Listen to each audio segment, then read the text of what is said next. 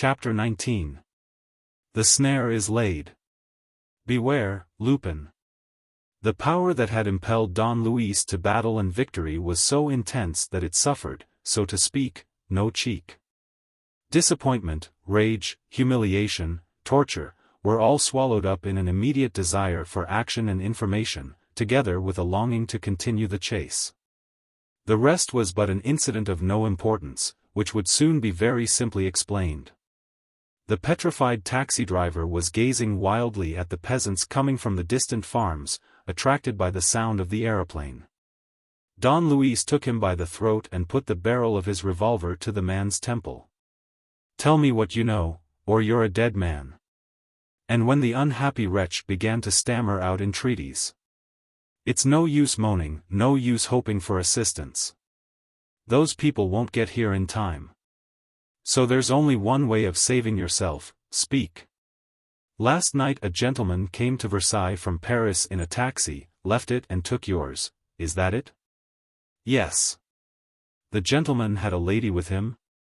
"Yes." "And he engaged you to take him to Nantes?" "Yes." "But he changed his mind on the way and told you to put him down?" "Yes." "Where?" "Before we got to Mans, in a little road on the right, with a sort of coach house, looking like a shed, 100 yards down it. They both got out there." "And you went on?" "He paid me to." "How much?" 500 francs. "And there was another fare waiting at Nantes that I was to pick up and bring back to Paris for 1,000 francs more. Do you believe in that other fare?" "No. I think he wanted to put people off the scent by sending them after me to Nantes while he branched off. Still, I had my money.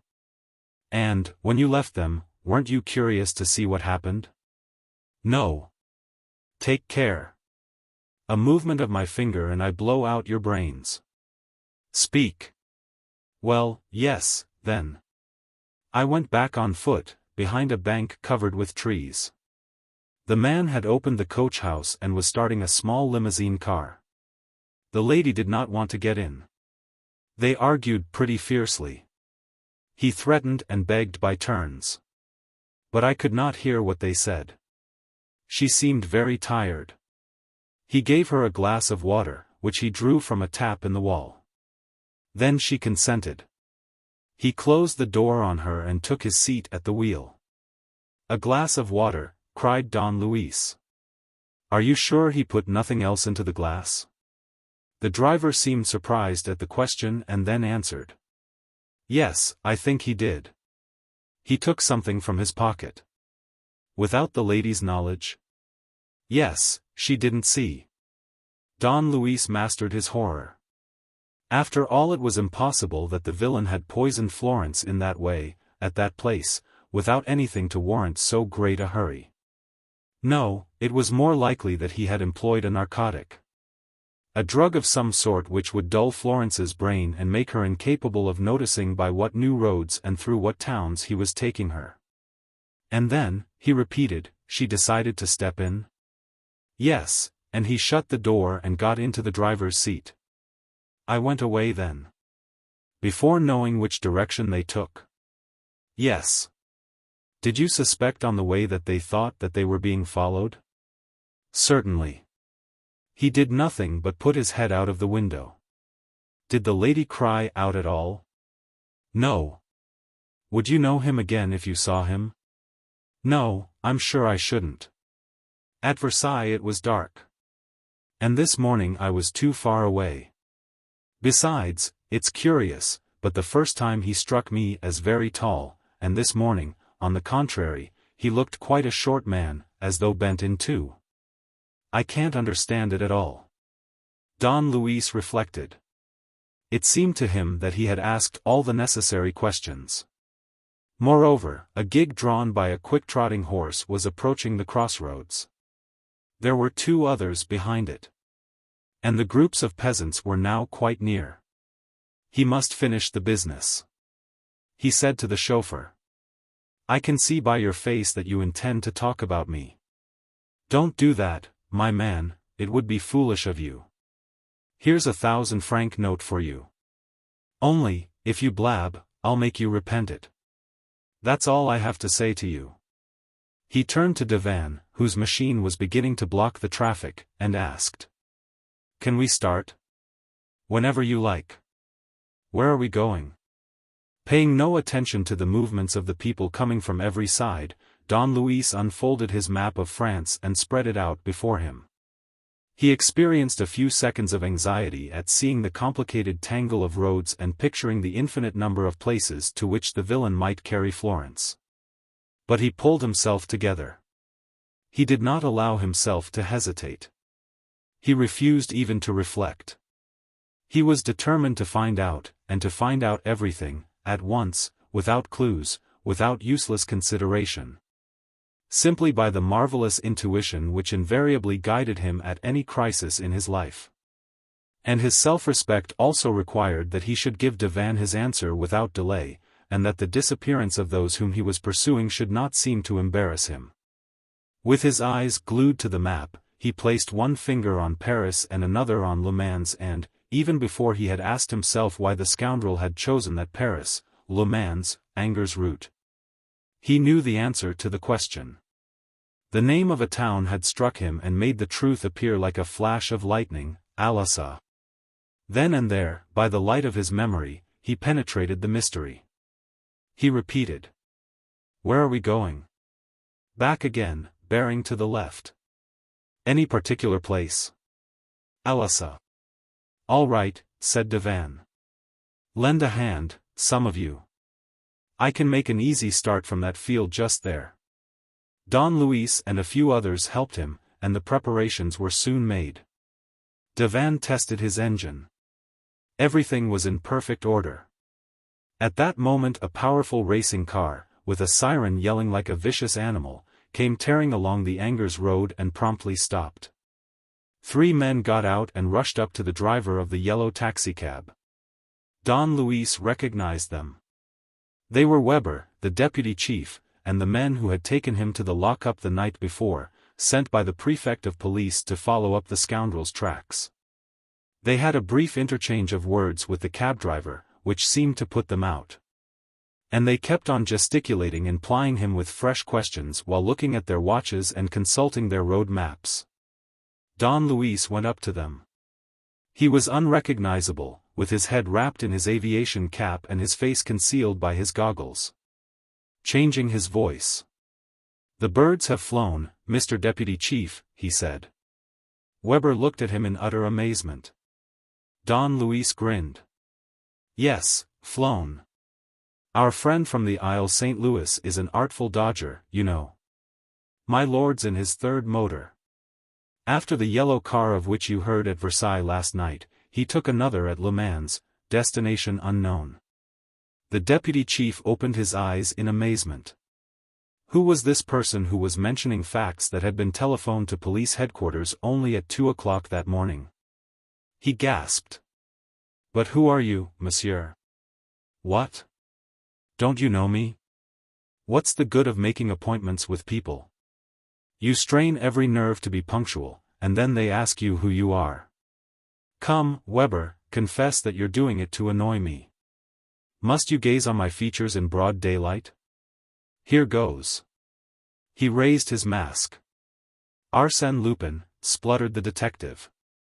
"At your service, young fellow, on foot, in the saddle, and in mid-air. That's where I'm going now. Goodbye." And so great was Weber's astonishment at seeing Arsène Lupin, whom he had taken to the lockup 12 hours before, standing in front of him, free, at 240 miles from Paris. That Don Luis, as he went back to Devan, thought. "What a crusher. I've knocked him out in 1 round. There's no hurry. The referee will count 10 at least 3 times before Weber can say mother." Devan was ready. Don Luis climbed into the monoplane. The peasants pushed at the wheels. The machine started. "North-northeast," Don Luis ordered. 90 miles an hour. 10,000 francs. "We've the wind against us," said Devan.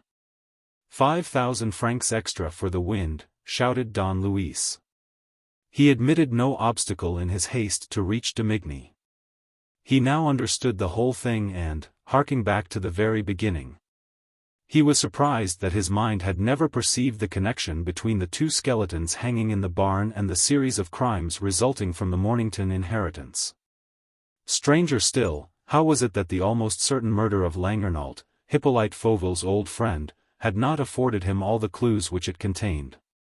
The crux of the sinister plot lay in that.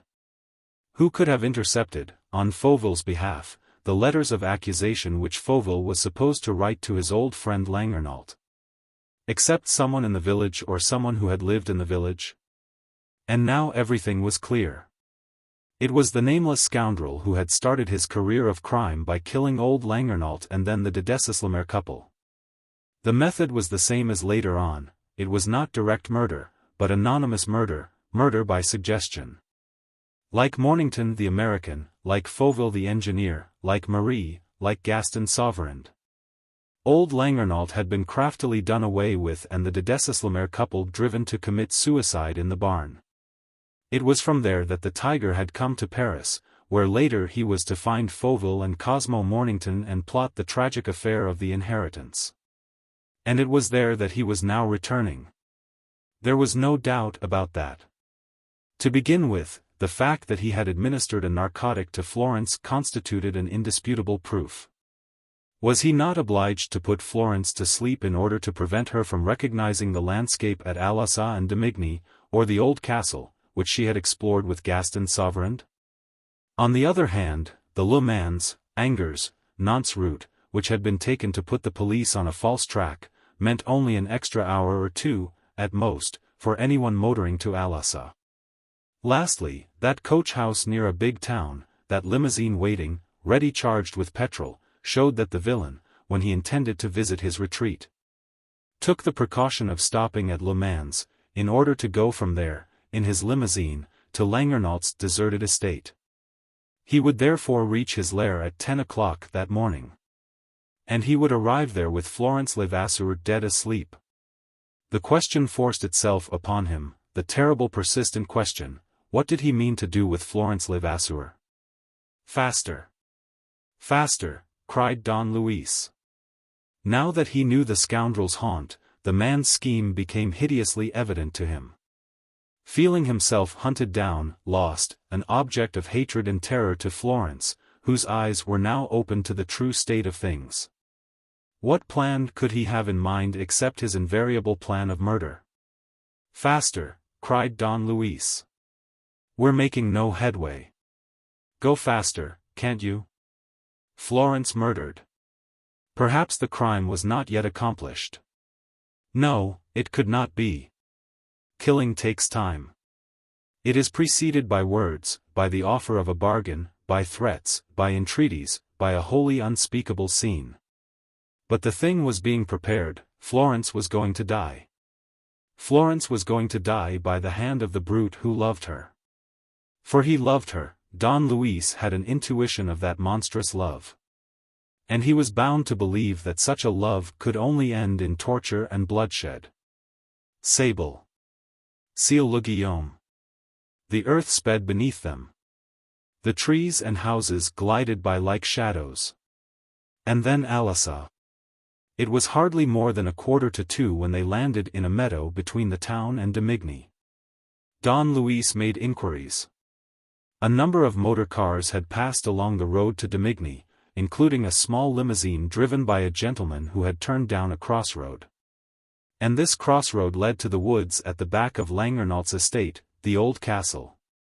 Don Luis's conviction was so firm that, after taking leave of Devan, he helped him to start on his homeward flight. He had no further need of him. He needed nobody. The final duel was at hand. He ran along, guided by the tracks of the tires in the dust, and followed the crossroad. To his great surprise, this road went nowhere near the wall behind the barn from which he had jumped a few weeks before. After clearing the woods, Don Luis came out into a large untilled space where the road turned back toward the estate and ended at an old two-winged gate protected with iron sheets and bars. The limousine had gone in that way. And I must get in this way, too, thought Don Luis. I must get in at all costs and immediately, without wasting time in looking for an opening or a handy tree. Now the wall was 13 feet high at this spot. Don Luis got in. How he managed it, by what superhuman effort, he himself could not have said after he had done it. Somehow or other, by hanging on to invisible projections, by digging a knife which he had borrowed from Devan into the interstices between the stones, he managed it. And when he was on the other side he discovered the tracks of the tires running to the left, toward a part of the grounds which he did not know. More undulating than the other and broken up with little hills and ruined buildings covered with thick curtains of ivy. Deserted though the rest of the park was, this portion seemed much more uncivilized. In spite of the ragged remains of box and laurel hedges that stood here and there amidst the nettles and brambles, and the luxuriant swarm of tall wildflowers, valerian, mullein, hemlock, foxglove, and angelica. Suddenly, on turning the corner of an old hedge of clipped yews, Don Luis saw the limousine, which had been left, or, rather, hidden there in a hollow. The door was open. The disorder of the inside of the car, the rug hanging over the footboard, a broken window, a cushion on the floor, all bore witness to a struggle. The scoundrel had no doubt taken advantage of the fact that Florence was asleep to tie her up. And on arriving, when he tried to take her out of the car, Florence must have clutched at everything that offered. Don Luis at once verified the correctness of his theory. As he went along the very narrow, grass-grown path that led up the slope, he saw that the grass was uniformly pressed down. Oh, the villain, he thought. The villain. He doesn't carry his victim, he drags her. If he had listened only to his instinct, he would have rushed to Florence's rescue. But his profound sense of what to do and what to avoid saved him from committing any such imprudence. At the first alarm, at the least sound, the tiger would have throttled his prey. To escape this hideous catastrophe, Don Luis must take him by surprise and then and there deprive him of his power of action. He controlled himself, therefore, and slowly and cautiously mounted the incline. The path ran upward between heaps of stones and fallen buildings, and among clumps of shrubs overtopped by beeches and oaks. The place was evidently the site of the old feudal castle which had given the estate its name, and it was here, near the top, that the scoundrel had selected one of his retreats. The trail continued over the trampled herbage. And Don Luis even caught sight of something shining on the ground, in a tuft of grass. It was a ring, a tiny and very simple ring, consisting of a gold circlet and 2 small pearls, which he had often noticed on Florence's finger. And the fact that caught his attention was that a blade of grass passed and repassed and passed a third time through the inside of the ring, like a ribbon that had been rolled round it deliberately. "It's a clear signal," said Perenna to himself. "The villain probably stopped here to rest, and Florence, bound up, but with her fingers free, was able to leave this evidence of her passage." So the girl still hoped. She expected assistance. And Don Luis reflected with emotion that it was perhaps to him that this last desperate appeal was addressed. 50 steps farther, and this detail pointed to the rather curious fatigue experienced by the scoundrel, there was a second halt and a second clue, a flower, a field sage, which the poor little hand had picked and plucked of its petals. Next came the print of the 5 fingers dug into the ground, and next a cross drawn with a pebble. And in this way he was able to follow, minute by minute, all the successive stages of the horrible journey. The last stopping place was near. The climb became steeper and rougher. The fallen stones occasioned more frequent obstacles. On the right the Gothic arches, the remains of a chapel, stood out against the blue sky. On the left was a strip of wall with a mantelpiece still clinging to it. 20 steps farther Don Luis stopped. He seemed to hear something. He listened. He was not mistaken. The sound was repeated, and it was the sound of laughter. But such an awful laugh. A strident laugh, evil as the laughter of a devil, and so shrill. It was more like the laugh of a woman, of a madwoman. Again silence. Then another noise, the noise of an implement striking the ground, then silence again. And this was happening at a distance which Don Luis estimated at 100 yards. The path ended in 3 steps cut in the earth. At the top was a fairly large plateau, also encumbered with rubbish and ruins. In the center, opposite Don Luis, stood a screen of immense laurels planted in a semicircle. The marks of trodden grass led up to it. Don Luis was a little surprised, for the screen presented an impenetrable outline. He walked on and found that there had once been a cutting, and that the branches had ended by meeting again. They were easy to push aside, and it was through here that the scoundrel must have passed. To all appearances he was there now, at the end of his journey, not far away, occupied in some sinister task. Indeed, the air was rent by a chuckle, so close by that Don Luis gave a start and felt as if the scoundrel were laughing beforehand at his intervention. He remembered the letter with the words written in red ink. "There's still time, Lupin. Retire from the contest. If not, it means your death, too.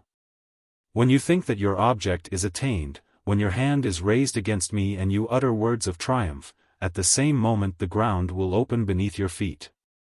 The place of your death is chosen. The snare is laid.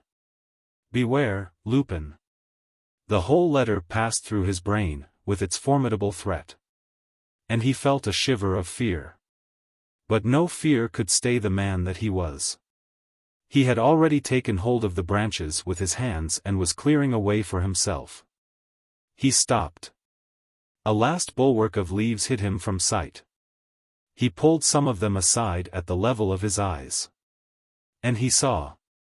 First of all, he saw Florence, alone at this moment, lying on the ground, bound, at 30 yards in front of him. And he at once perceived, to his intense delight, from certain movements of her head that she was still alive. He had come in time. Florence was not dead. She would not die. That was a certainty against which nothing could prevail. Florence would not die. Then he examined the things around. To the right and left of where he stood the screen of laurels curved and embraced a sort of arena in which, among yews that had once been clipped into cones, lay capitals, columns. Broken pieces of arches and vaults, obviously placed there to adorn the formal garden that had been laid out on the ruins of the ancient dungeon keep. In the middle was a small circular space reached by 2 narrow paths, one of which presented the same traces of trodden grass and was a continuation of that by which Don Luis had come, while the other intersected the first at right angles and joined the 2 ends of the screen of shrubs. Opposite was a confused heap of broken stones and natural rocks, cemented with clay, bound together by the roots of gnarled trees, the whole forming at the back of the picture a small, shallow grotto, full of crevices that admitted the light. The floor, which Don Luis could easily distinguish, consisted of 3 or 4 flagstones.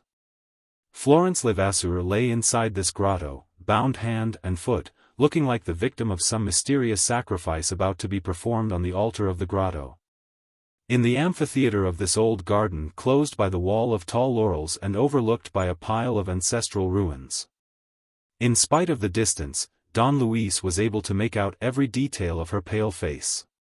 Though convulsed with anguish, it still retained a certain serenity, an expression of waiting and even of expectancy, as if Florence, believing, until the last moment, in the possibility of a miracle, had not yet relinquished all hope of life.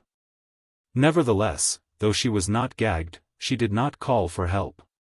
Perhaps she thought that it was useless, and that the road which she had strewn with the marks of her passing was more likely to bring assistance to her side than cries, which the villain would soon have stifled. Strange to say, it seemed to Don Luis as if the girl's eyes were obstinately fixed on the very spot where he was hiding. Possibly she suspected his presence. Possibly she foresaw his help.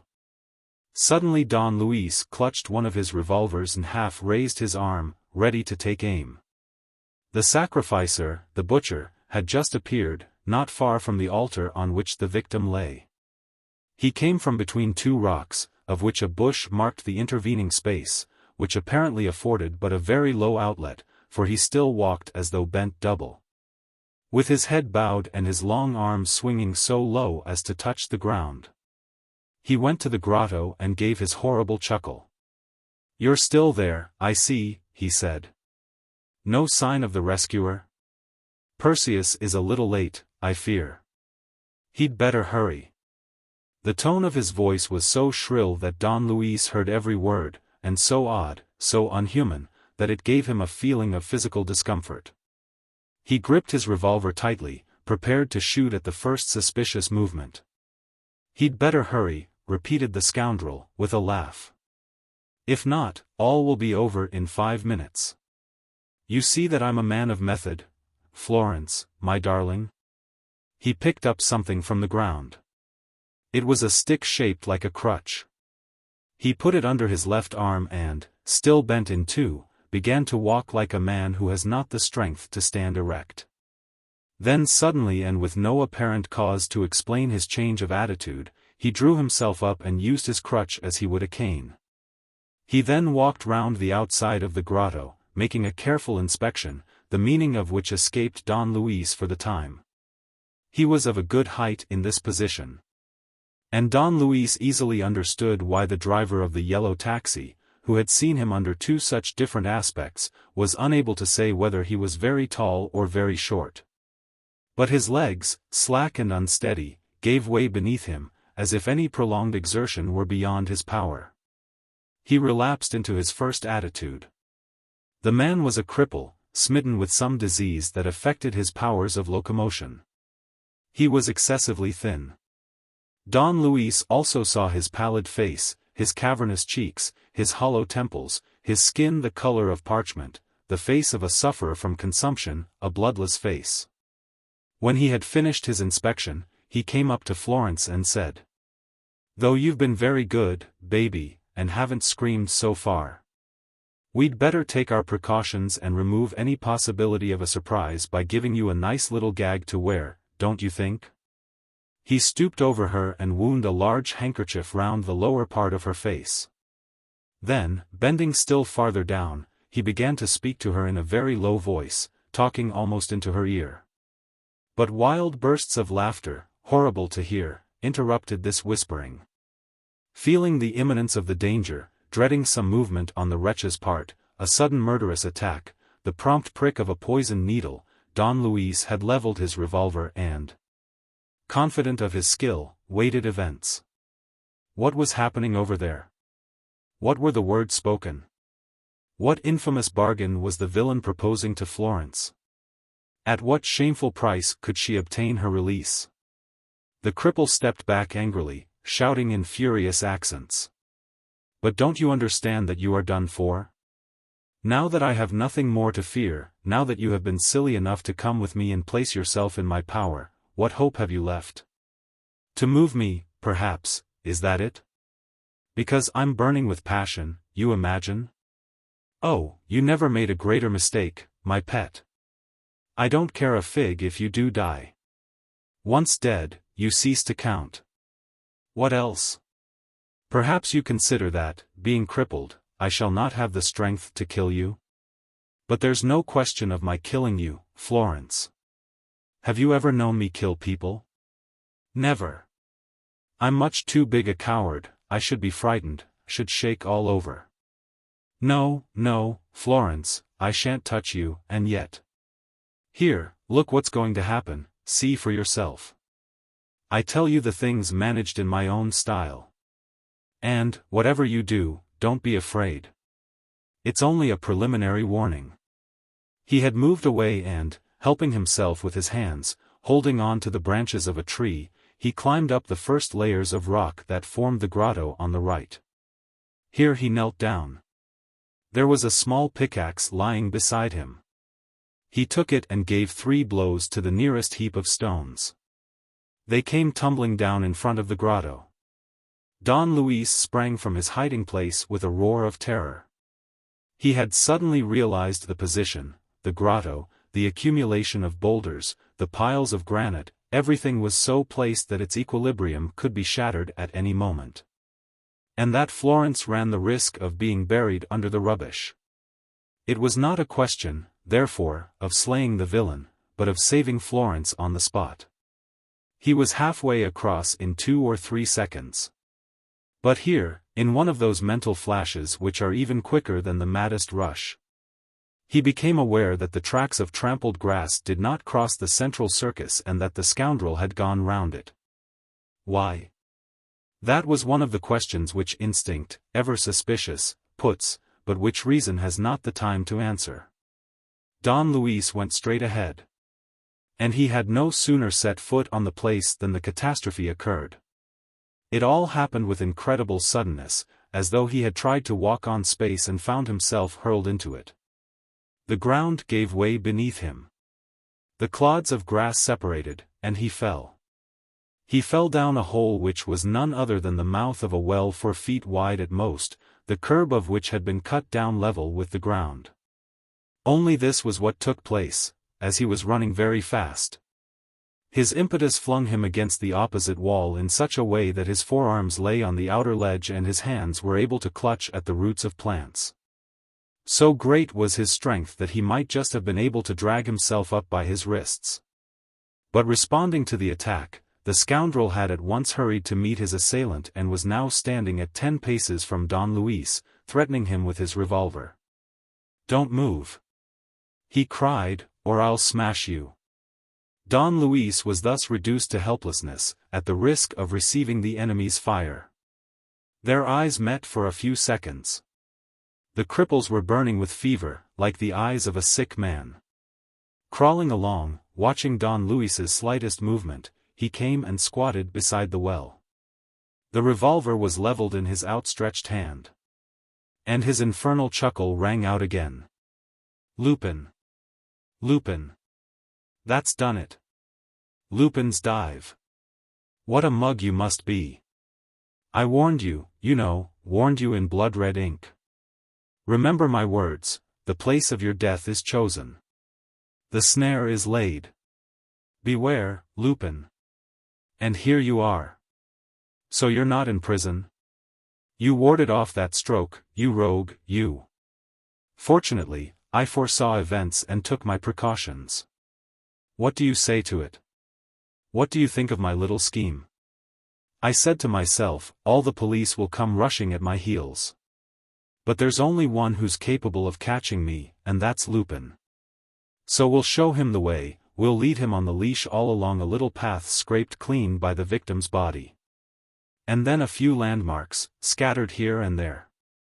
First, the fair damsel's ring, with a blade of grass twisted round it, farther on a flower without its petals, farther on the marks of 5 fingers in the ground, next, the sign of the cross. No mistaking them, was there? Once you thought me fool enough to give Florence time to play hop-o'-my-thumb's game, it was bound to lead you straight to the mouth of the well, to the clods of turf which I dabbed across it. Last month, in anticipation of this windfall. Remember, the snare is laid. And a snare after my own style, Lupin, one of the best. Oh, I love getting rid of people with their kind assistance. We work together like friends and partners. You've caught the notion, haven't you? I don't do my own job. The others do it for me, hanging themselves or giving themselves careless injections, unless they prefer the mouth of a well, as you seem to do, Lupin. My poor old chap, what a sticky mess you're in. I never saw such a face, never, on my word. Florence, do look at the expression on your swain's mobile features. He broke off, seized with a fit of laughter that shook his outstretched arm, imparted the most savage look to his face, and set his legs jerking under his body like the legs of a dancing doll. His enemy was growing weaker before his eyes. Don Luis's fingers, which had first gripped the roots of the grass, were now vainly clutching the stones of the wall. And his shoulders were sinking lower and lower into the well. "We've done it," spluttered the villain, in the midst of his convulsions of merriment. Lord, how good it is to laugh. Especially when one so seldom does. Yes, I'm a wet blanket, I am, a first-rate man at a funeral. You've never seen me laugh, Florence, have you? But this time it's really too amusing. Lupin in his hole and Florence in her grotto, one dancing a jig above the abyss and the other at her last gasp under her mountain. What a sight! Come, Lupin, don't tire yourself. What's the use of those grimaces? You're not afraid of eternity, are you? A good man like you, the Don Quixote of modern times. Come, let yourself go. There's not even any water in the well to splash about in. No, it's just a nice little slide into infinity. You can't so much as hear the sound of a pebble when you drop it in. And just now I threw a piece of lighted paper down and lost sight of it in the dark. Grrr. It sent a cold shiver down my back. Come, be a man. It'll only take a moment. And you've been through worse than that. Good, you nearly did it then. You're making up your mind to it. I say, Lupin. Lupin. Aren't you going to say goodbye? Not a smile, not a word of thanks. Au revoir, Lupin, au revoir. He ceased. He watched for the appalling end which he had so cleverly prepared and of which all the incidents were following close on one another in accordance with his inflexible will. It did not take long. The shoulders had gone down, the chin, and then the mouth convulsed with the death grin, and then the eyes, drunk with terror. And then the forehead and the hair, the whole head, in short, had disappeared. The cripple sat gazing wildly, as though in ecstasy, motionless, with an expression of fierce delight, and without a word that could trouble the silence and interrupt his hatred. At the edge of the abyss nothing remained but the hands, the obstinate, stubborn, desperate, heroic hands, the poor, helpless hands which alone still lived, and which, gradually, retreating toward death, yielded and fell back and let go. The hands had slipped. For a moment the fingers held on like claws. So natural was the effort which they made that it looked as if they did not even yet despair, unaided, of resuscitating and bringing back to the light of day the corpse already entombed in the darkness. And then they in their turn gave way. And then, suddenly, there was nothing more to be seen and nothing more to be heard. The cripple started to his feet, as though released by a spring, and yelled with delight. Oof! That's done it. Lupin in the bottomless pit. One more adventure finished. Oof! Turning in Florence's direction, he once more danced his dance of death. He raised himself to his full height and then suddenly crouched down again, throwing about his legs like the grotesque, ragged limbs of a scarecrow.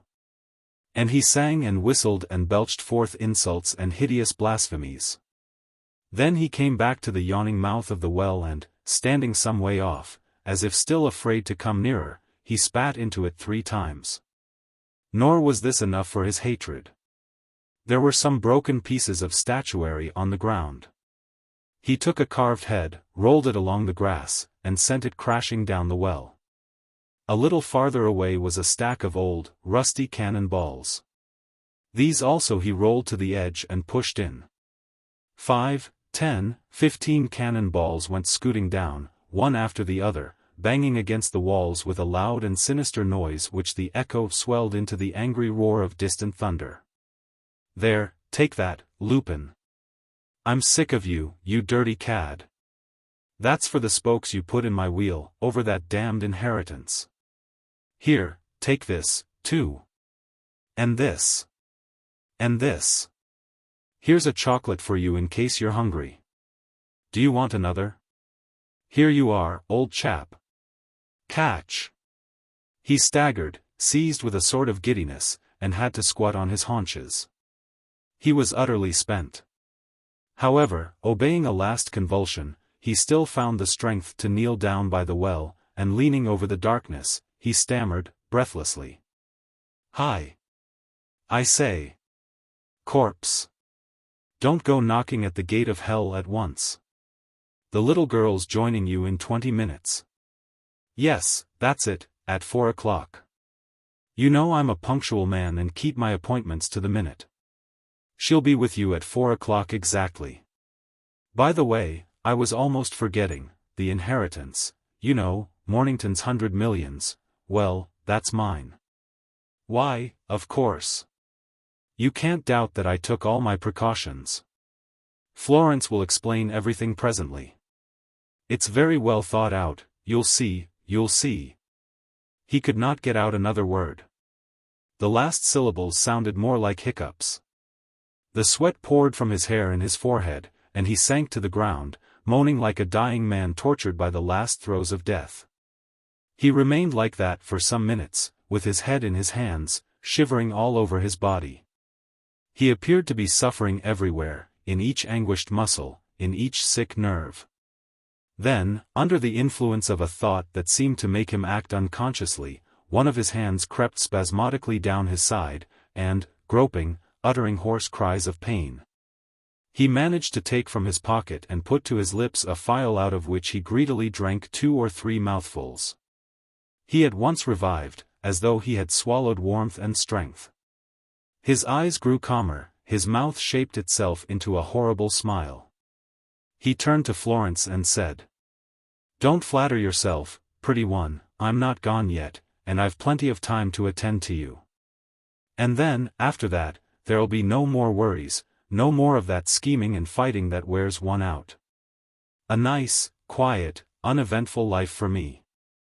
With 100 millions one can afford to take life easy, little girl. Come on, I'm feeling much better." Chapter 20.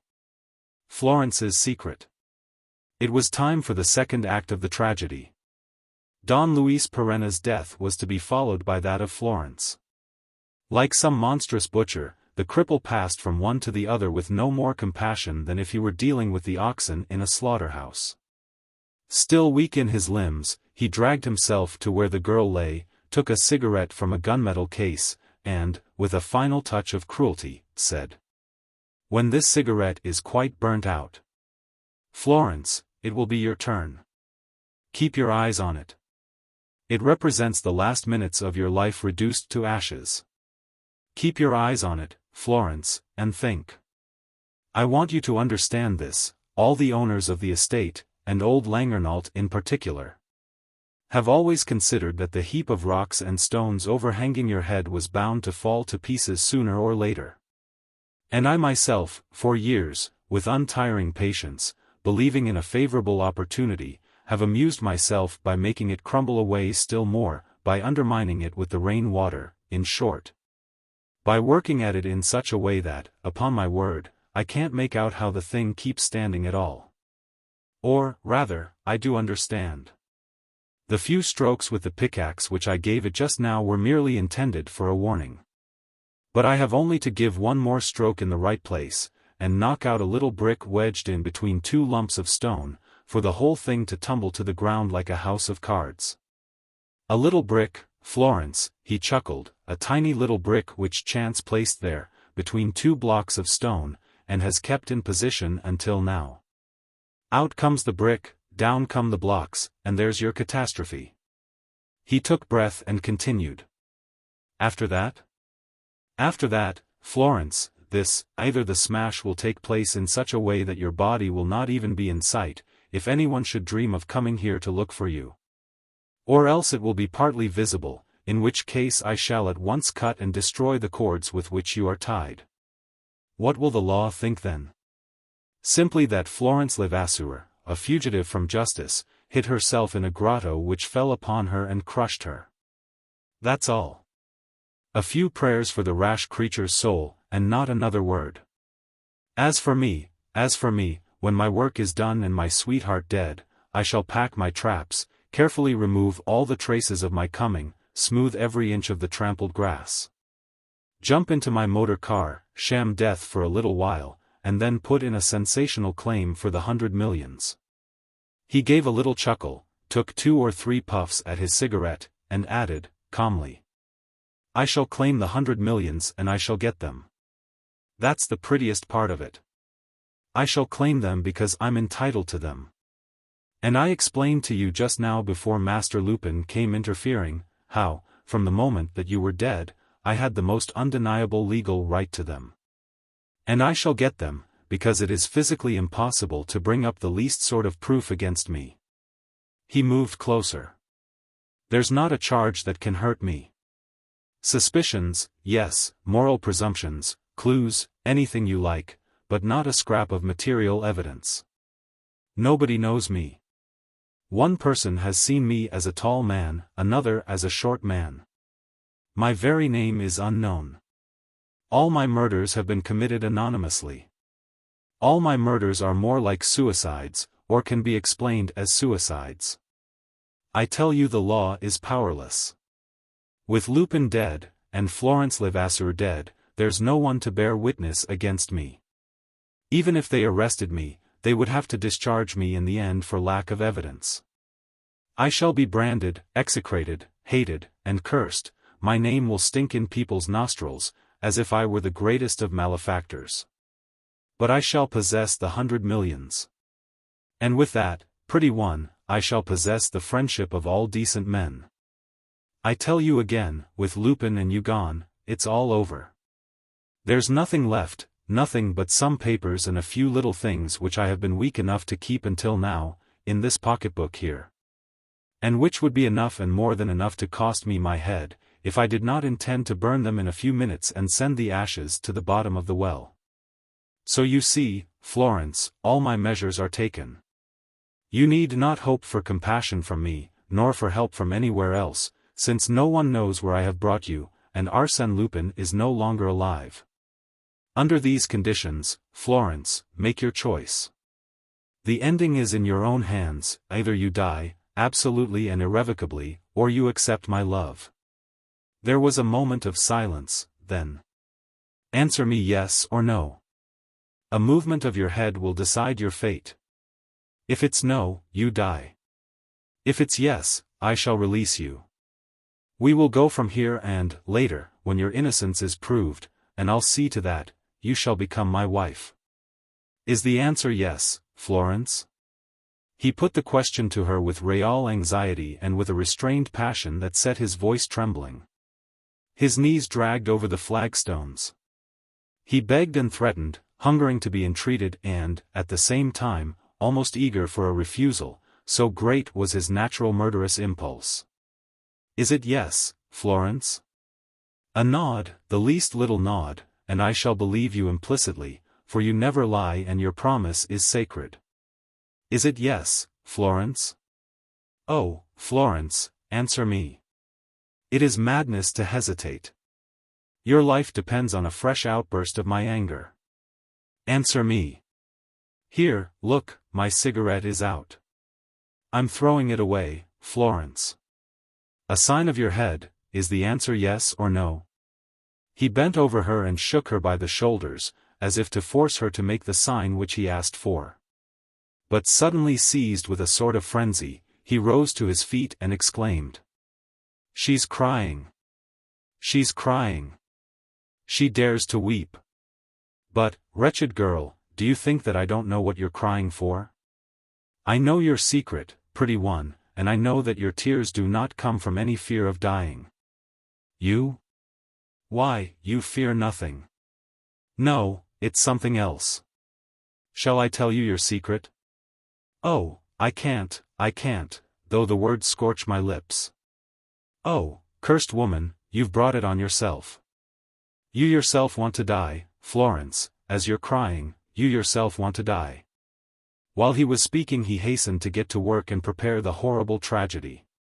The leather pocketbook which he had mentioned as containing the papers was lying on the ground, he put it in his pocket. Then, still trembling, he pulled off his jacket and threw it on the nearest bush. Next, he took up the pickaxe and climbed the lower stones, stamping with rage and shouting.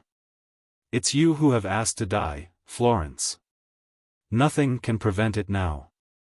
I can't even see your head, if you make a sign. It's too late. You asked for it and you've got it. Ah, you're crying. You dare to cry. What madness! He was standing almost above the grotto, on the right. His anger made him draw himself to his full height. He looked horrible, hideous, atrocious. His eyes filled with blood as he inserted the bar of the pickaxe between the two blocks of granite, at the spot where the brick was wedged in. Then, standing on one side, in a place of safety, he struck the brick, struck it again. At the third stroke the brick flew out. What happened was so sudden, the pyramid of stones and rubbish came crashing with such violence into the hollow of the grotto and in front of the grotto, that the cripple himself, in spite of his precautions, was dragged down by the avalanche and thrown upon the grass. It was not a serious fall, however, and he picked himself up at once, stammering, "Florence! Florence!" Though he had so carefully prepared the catastrophe, and brought it about with such determination, its result seemed suddenly to stagger him. He hunted for the girl with terrified eyes. He stooped down and crawled round the chaos shrouded in clouds of dust. He looked through the interstices. He saw nothing. Florence was buried under the ruins, dead, invisible, as he had anticipated. "Dead," he said, with staring eyes and a look of stupor on his face.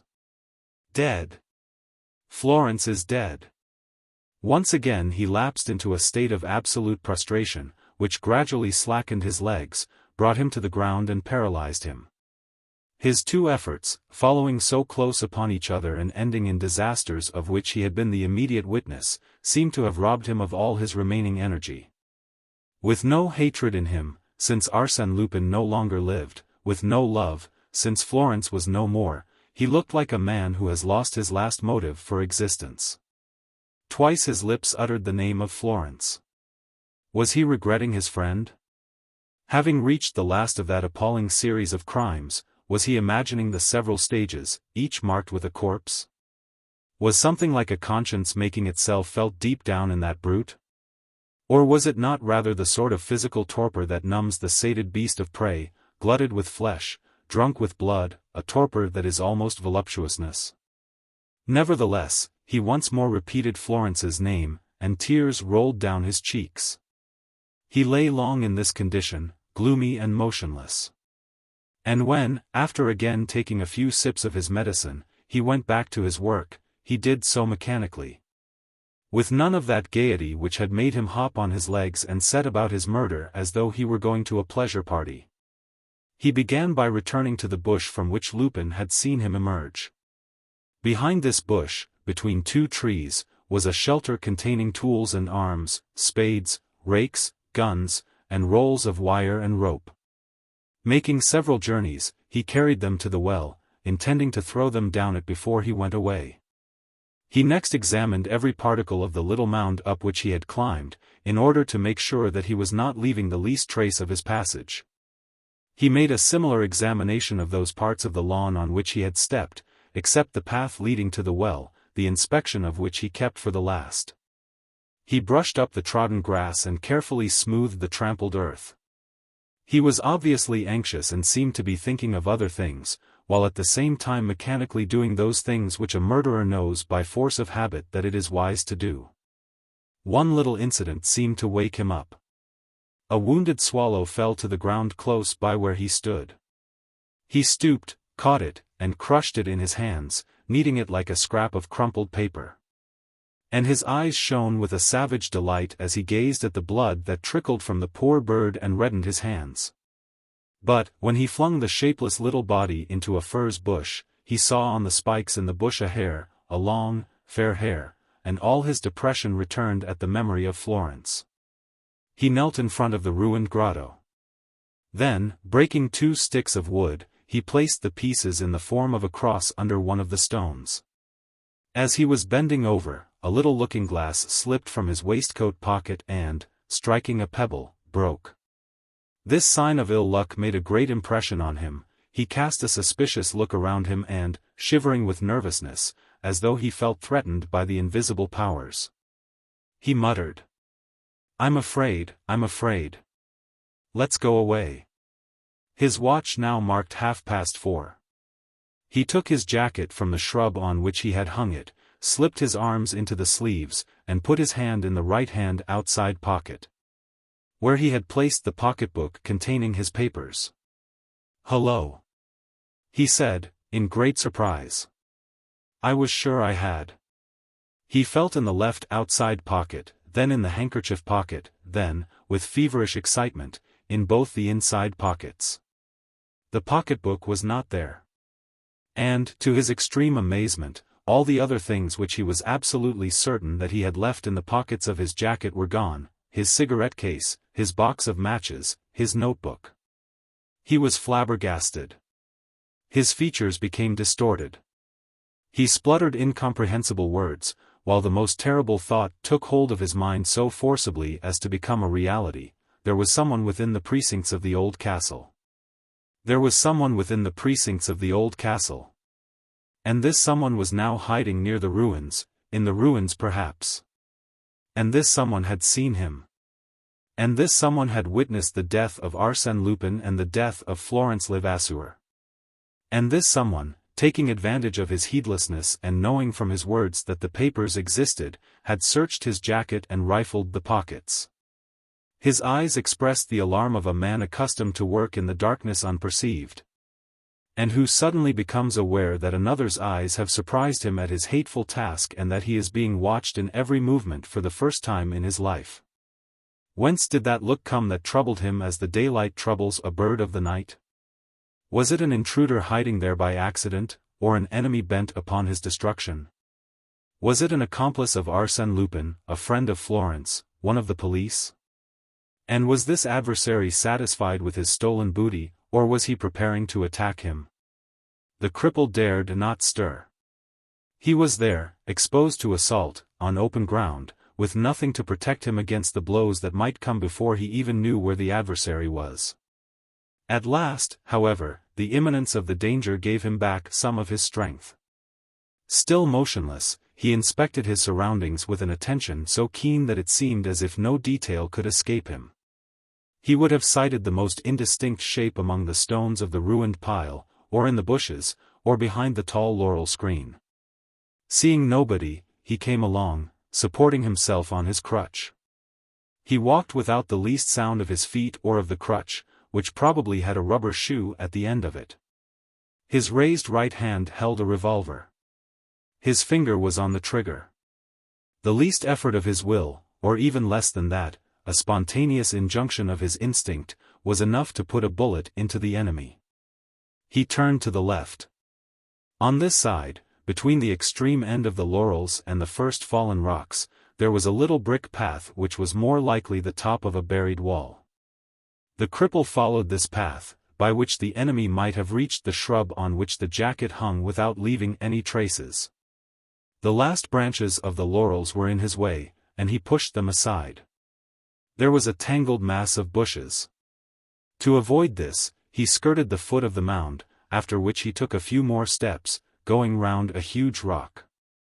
And then, suddenly, he started back and almost lost his balance, while his crutch fell to the ground and his revolver slipped from his hand. What he had seen, what he saw, was certainly the most terrifying sight that he could possibly have beheld. Opposite him, at 10 paces distance, with his hands in his pockets, his feet crossed, and one shoulder resting lightly against the rocky wall, stood not a man. It was not a man. And could not be a man, for this man, as the cripple knew, was dead, had died the death from which there is no recovery. It was therefore a ghost, and this apparition from the tomb raised the cripple's terror to its highest pitch. He shivered, seized with a fresh attack of fever and weakness. His dilated pupils stared at the extraordinary phenomenon. His whole being, filled with demoniacal superstition and dread, crumpled up under the vision to which each second lent an added horror. Incapable of flight, incapable of defense, he dropped upon his knees. And he could not take his eyes from that dead man, whom hardly an hour before he had buried in the depths of a well, under a shroud of iron and granite. Arsène Lupin's ghost. A man you take aim at, you fire at, you kill. But a ghost. A thing which no longer exists and which nevertheless disposes of all the supernatural powers. What was the use of struggling against the infernal machinations of that which is no more? What was the use of picking up the fallen revolver and leveling it at the intangible spirit of Arsène Lupin? And he saw an incomprehensible thing occur: the ghost took its hands out of its pockets. One of them held a cigarette case, and the cripple recognized the same gunmetal case for which he had hunted in vain. There was therefore not a doubt left that the creature who had ransacked the jacket was the very same who now opened the case, picked out a cigarette and struck a match taken from a box which also belonged to the cripple. Oh miracle! A real flame came from the match. Oh incomparable marvel! Clouds of smoke rose from the cigarette, real smoke, of which the cripple at once knew the particular smell. He hid his head in his hands. He refused to see more. Whether ghost or optical illusion, an emanation from another world, or an image born of his remorse and proceeding from himself, it should torture his eyes no longer. But he heard the sound of a step approaching him, growing more and more distinct as it came closer. He felt a strange presence moving near him. An arm was stretched out.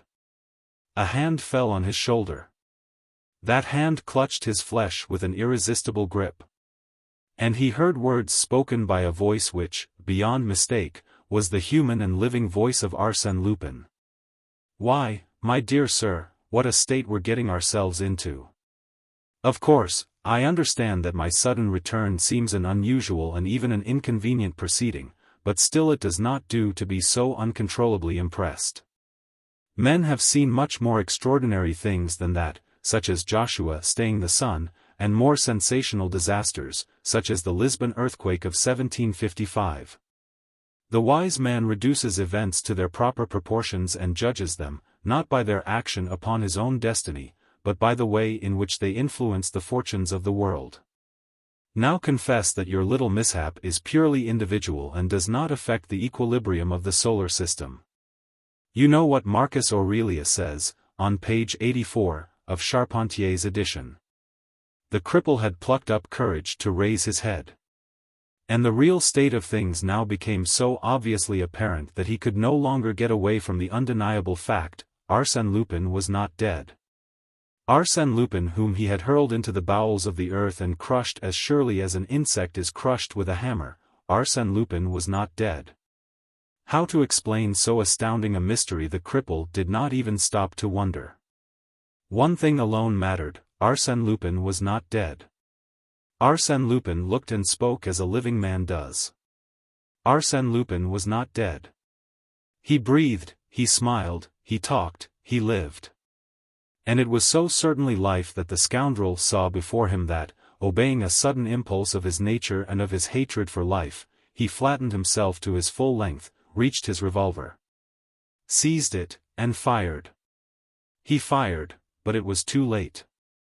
Don Luis had caused the weapon to swerve with a kick of his boot. Another kick sent it flying out of the cripple's hand. The villain ground his teeth with fury and at once began hurriedly to fumble in his pockets. "Is this what you're looking for, sir?" asked Don Luis, holding up a hypodermic syringe filled with a yellow fluid. "Excuse me, but I was afraid lest you should prick yourself by mistake." "That would have been a fatal prick, would it not? And I should never have forgiven myself." The cripple was disarmed. He hesitated for a moment, surprised that the enemy did not attack him more violently, and sought to profit by the delay. His small, blinking eyes wandered around him, looking for something to throw. But an idea seemed to strike him and to restore his confidence little by little. And, in a new and really unexpected fit of delight, he indulged in one of his loudest chuckles. "And what about Florence?" he shouted. "Don't forget Florence. For I've got you there. I can miss you with my revolver and you can steal my poison, but I have another means of hitting you, right in the heart. You can't live without Florence, can you? Florence's death means your own sentence, doesn't it? If Florence is dead, you'll put the rope round your own neck, won't you, won't you, won't you?" "Yes. If Florence were to die, I could not survive her." "She is dead," cried the scoundrel, with a renewed burst of merriment, hopping about on his knees. "She's dead, quite dead. What am I saying? She's more than dead. A dead person retains the appearance of a live one for a time, but this is much better. There's no corpse here, Lupin, just a mess of flesh and bone. The whole scaffolding of rocks has come down on top of her. You can picture it, eh? What a sight. Come, quick, it's your turn to kick the bucket. Would you like a length of rope? Ha, ha, ha. It's enough to make one die with laughing. Didn't I say that you'd meet at the gates of hell? Quick, your sweetheart's waiting for you. Do you hesitate? Where's your old French politeness? You can't keep a lady waiting, you know. Hurry up, Lupin. Florence is dead. He said this with real enjoyment, as though the mere word of death appeared to him delicious.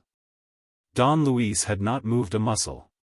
He simply nodded his head and said, "What a pity." The cripple seemed petrified. All his joyous contortions, all his triumphal pantomime, stopped short. He blurted out, What did you say?" "I say," declared Don Luis, preserving his calm and courteous demeanor and refraining from echoing the cripple's familiarity, "I say, my dear sir, that you have done very wrong. I never met a finer nature nor one more worthy of esteem than that of Mme Levasseur. The incomparable beauty of her face and figure, her youth, her charm, all these deserved a better treatment. It would indeed be a matter for regret if such a masterpiece of womankind had ceased to be." The cripple remained astounded. Don Luis's serene manner dismayed him. He said, in a blank voice, "I tell you, she has ceased to be.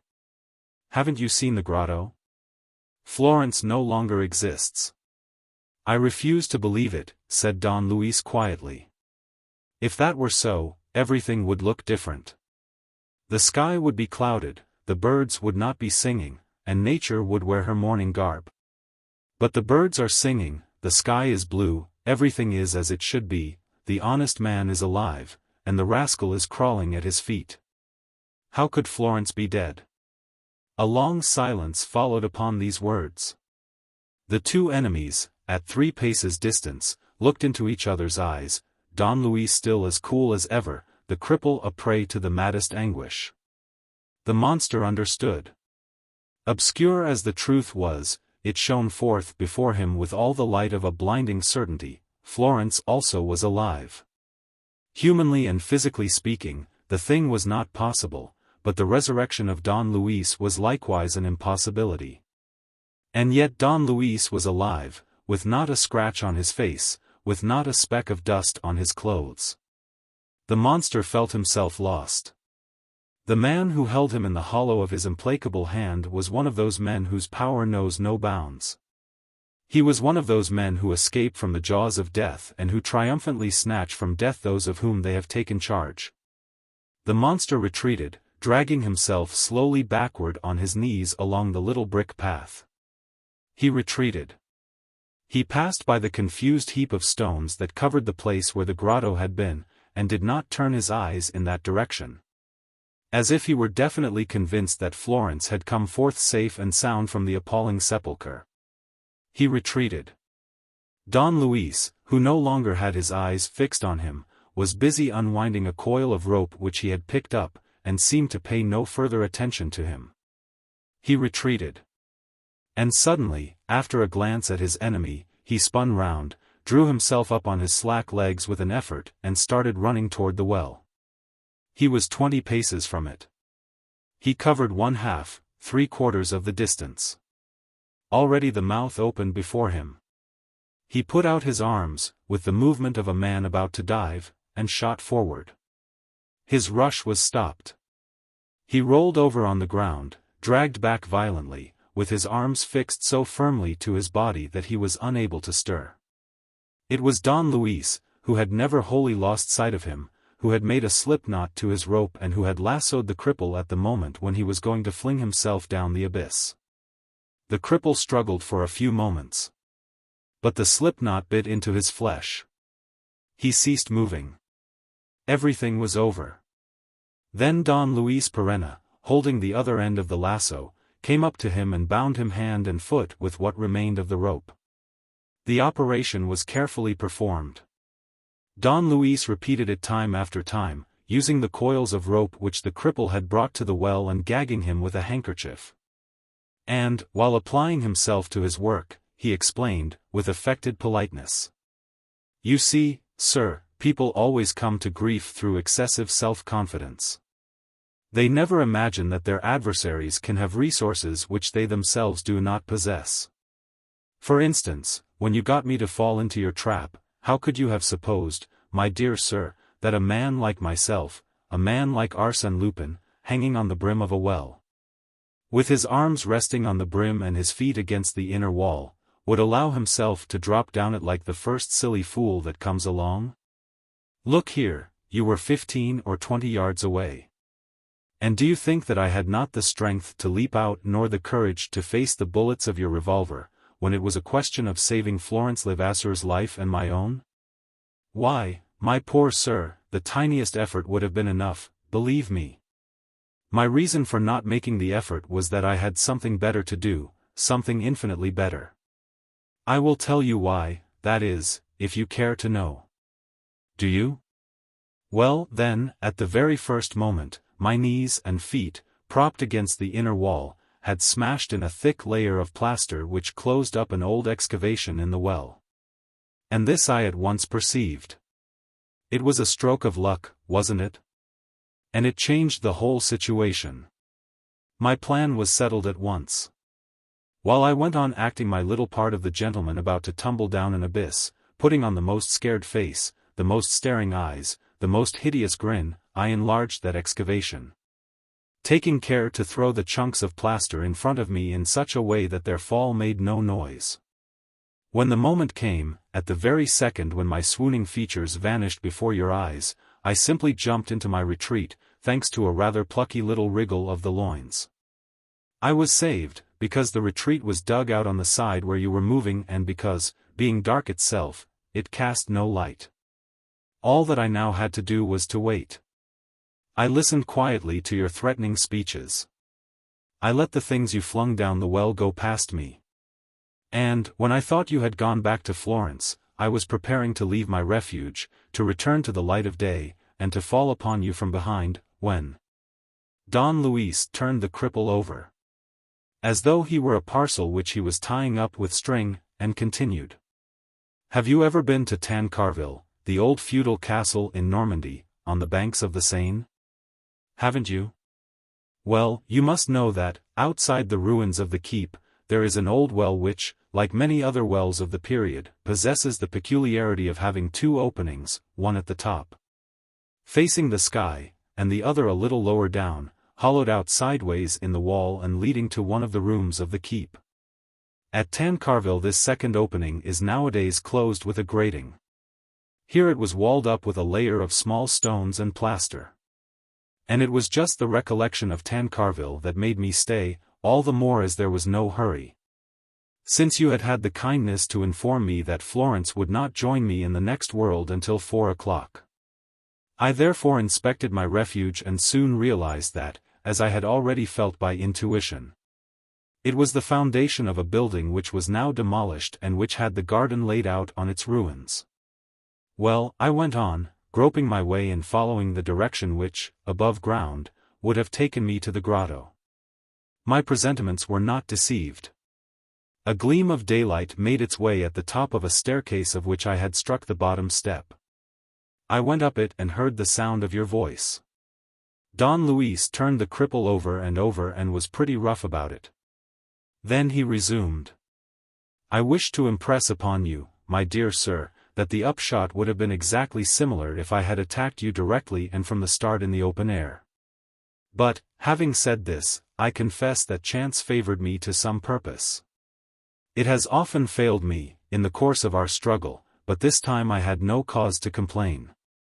I felt myself in such luck that I never doubted for a second that, having found the entrance to the subterranean passage, I should also find the way out. As a matter of fact, I had only to pull gently at the slight obstacle of a few stacked bricks which hid the opening in order to make my exit amid the remains of the castle keep. Guided by the sound of your voice, I slipped through the stones and thus reached the back of the grotto in which Florence lay. Amusing, wasn't it? You can imagine what fun it was to hear you make your little speeches. Answer me, yes or no, Florence. A movement of your head will decide your fate. If it's yes, I shall release you. If it's no, you die. Answer me, Florence. A sign of your head, is the answer yes or no? And the end, above all, was delicious, when you scrambled to the top of the grotto and started roaring from up there. It's you who have asked to die, Florence. You asked for it and you've got it. Just think what a joke it was. At that moment there was no one in the grotto. Not a soul. With one effort, I had drawn Florence toward me and put her under shelter. And all that you were able to crush with your avalanche of rocks was one or two spiders, perhaps, and a few flies dozing on the flagstones.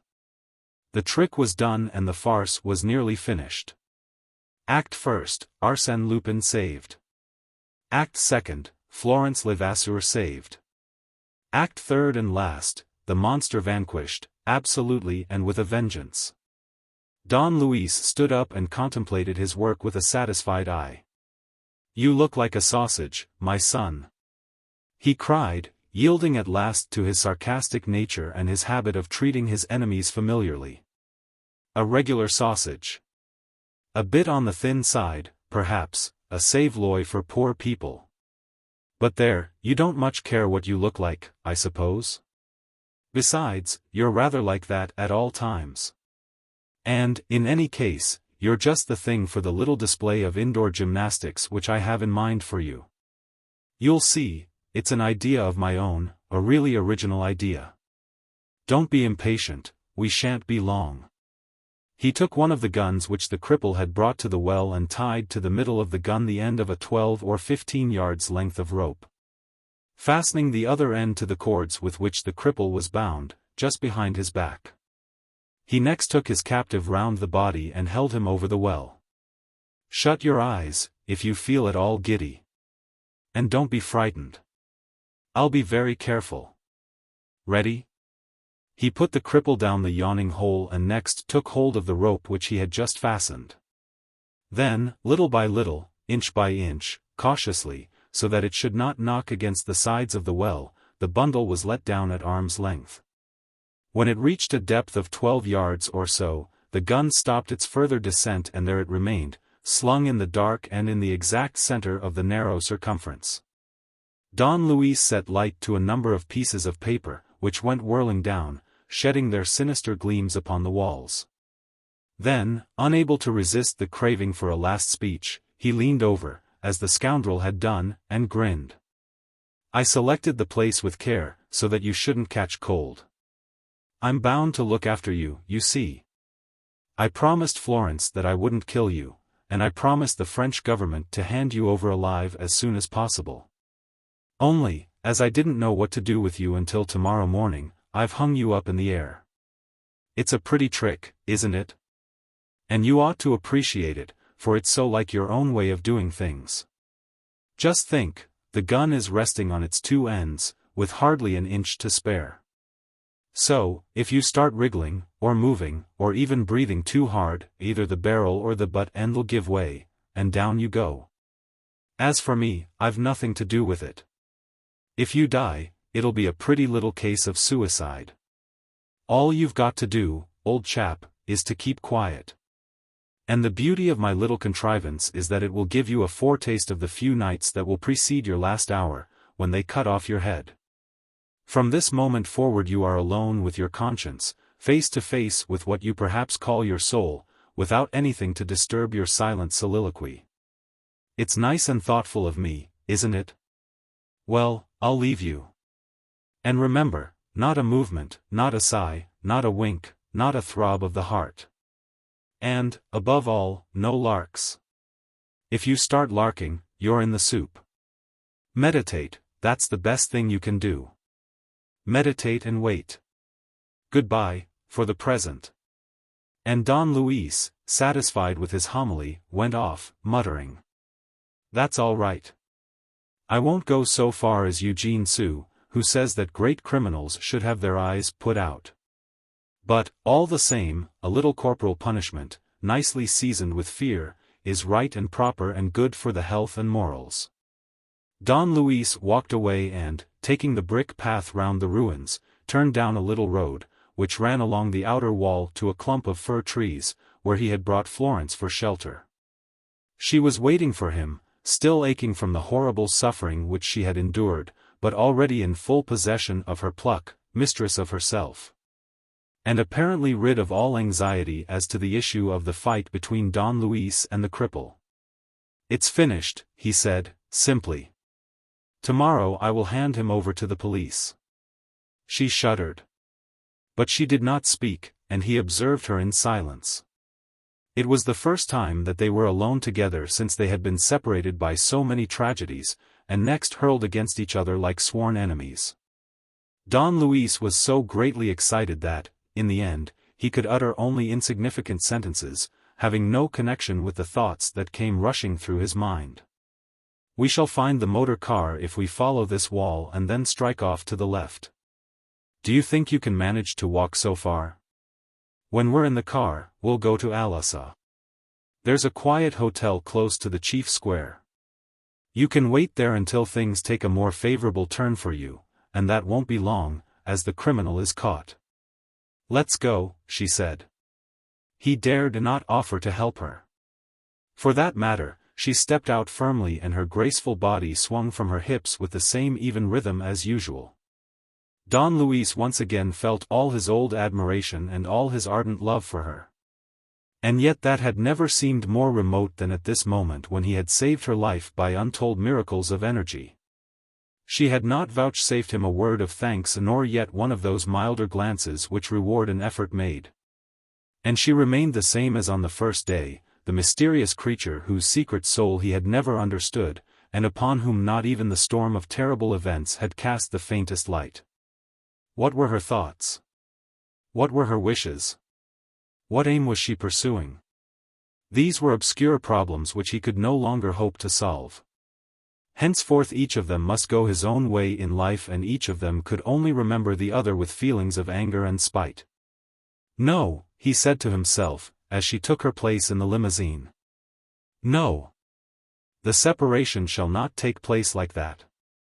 The words that have to be spoken between us shall be spoken, and, whether she wishes or not, I will tear the veil that hides her." The journey did not take long.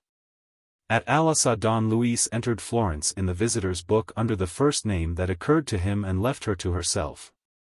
An hour later he came and knocked at her door. This time again he had not the courage at once to ask her the question which he had made up his mind to put to her. Besides, there were other points which he wished to clear up. "Florence," he said, "before I hand over that man, should like to know what he was to you." "A friend, an unhappy friend, for whom I felt pity," she declared. "I find it difficult today to understand my compassion for such a monster. But, some years ago, when I first met him, I became attached to him because of his wretchedness, his physical weakness, and all the symptoms of death which he bore upon him even then. He had the opportunity of doing me a few services. And, though he led a hidden life, which worried me in certain respects, he gradually and without my knowing it acquired a considerable influence over me. I believed in his insight, in his will, in his absolute devotion, and, when the Mornington case started, it was he, as I now realize, who guided my actions and, later, those of Gaston Sauverand. It was he who compelled me to practice lying and deceit, persuading me that he was working for Marie Fauville's safety. It was he who inspired us with such suspicion of yourself and who taught us to be so silent, where he and his affairs were concerned. That Gaston Sauverand did not even dare mention him in his interview with you. I don't know how I can have been so blind. But it was so. Nothing opened my eyes. Nothing made me suspect for a moment that harmless, ailing creature, who spent half his life in hospitals or nursing homes, who underwent every possible sort of operation, and who, if he did sometimes speak to me of his love, must have known that he could not hope to. Florence did not finish her sentence. Her eyes had encountered Don Luis's eyes, and she received a deep impression that he was not listening to what she said. He was looking at her, and that was all. The words she uttered passed unheard. To Don Luis any explanation concerning the tragedy itself mattered nothing, so long as he was not enlightened on the one point that interested him, on Florence's private thoughts about himself. Thoughts of aversion, of contempt. Outside that, anything that she could say was vain and tedious. He went up to her and, in a low voice, said, "Florence, you know what I feel for you, do you not?" She blushed, taken aback, as though the question was the very last that she expected to hear. Nevertheless, she did not lower her eyes, and she answered frankly. "Yes, I know. But, perhaps," he continued, more eagerly, "you do not know how deeply I feel it? Perhaps you do not know that my life has no other aim but you?" "I know that also," she said. "Then, if you know it," he said, "I must conclude that it was just that which caused your hostility to me. From the beginning I tried to be your friend and I tried only to defend you. And yet from the beginning I felt that for you I was the object of an aversion that was both instinctive and deliberate. Never did I see in your eyes anything but coldness, dislike, contempt, and even repulsion. At moments of danger, when your life or your liberty was at stake, you risked committing any imprudence rather than accept my assistance. I was the enemy, the man to be distrusted, the man capable of every infamy, the man to be avoided, and to be thought of only with a sort of dread. Isn't that hatred? Is there anything but hatred to explain such an attitude?" Florence did not answer at once. She seemed to be putting off the moment at which to speak the words that rose to her lips. Her face, thin and drawn with weariness and pain, was gentler than usual. "Yes," she said, "there are other things than hatred to explain that attitude." Don Luis was dumbfounded. He did not quite understand the meaning of the reply. But Florence's tone of voice disconcerted him beyond measure, and he also saw that Florence's eyes no longer wore their usual scornful expression and that they were filled with smiling charm. And it was the first time that Florence had smiled in his presence. "Speak, speak, I entreat you," he stammered. "I mean to say that there is another feeling which explains coldness, mistrust, fear, and hostility. It is not always those whom we detest that we avoid with the greatest fear. And, if we avoid them, it is often because we are afraid of ourselves, because we are ashamed, because we rebel and want to resist and want to forget and cannot." She stopped. And, when he wildly stretched out his arms to her, as if beseeching her to say more and still more, she nodded her head, thus telling him that she need not go on speaking for him to read to the very bottom of her soul and discover the secret of love which she kept hidden there. Don Luis staggered on his feet. He was intoxicated with happiness, almost suffered physical pain from that unexpected happiness. After the horrible minutes through which he had passed amid the impressive surroundings of the old castle, it appeared to him madness to admit that such extraordinary bliss could suddenly blossom forth in the commonplace setting of that room at a hotel. He could have longed for space around him, forest, mountains, moonlight, a radiant sunset, all the beauty and all the poetry of the earth. With one rush, he had reached the very acme of happiness. Florence's very life came before him, from the instant of their meeting to the tragic moment when the cripple, bending over her and seeing her eyes filled with tears, had shouted, "She's crying! She's crying! What madness! But I know your secret, Florence. And you're crying. Florence, Florence, you yourself want to die." It was a secret of love, a passionate impulse which, from the first day, had driven her all trembling toward Don Luis. Then it had bewildered her, filled her with fear, appeared to her as a betrayal of Marie and Sovereign and, by turns urging her toward and drawing her away from the man whom she loved and whom she admired for his heroism and loyalty, rending her with remorse and overwhelming her as though it were a crime, had ended by delivering her, feeble and disabled, to the diabolical influence of the villain who coveted her. Don Luis did not know what to do, did not know in what words to express his rapture. His lips trembled. His eyes filled with tears. His nature prompted him to take her in his arms, to kiss her as a child kisses, full on the lips, with a full heart. But a feeling of intense respect paralyzed his yearning. And, overcome with emotion, he fell at Florence's feet, stammering words of love and adoration. Chapter 21. Lupins. Next morning, a little before 8 o'clock, Vaillanglais was talking in his own flat to the prefect of police, and asked. "So you think as I do, my dear prefect? He'll come?"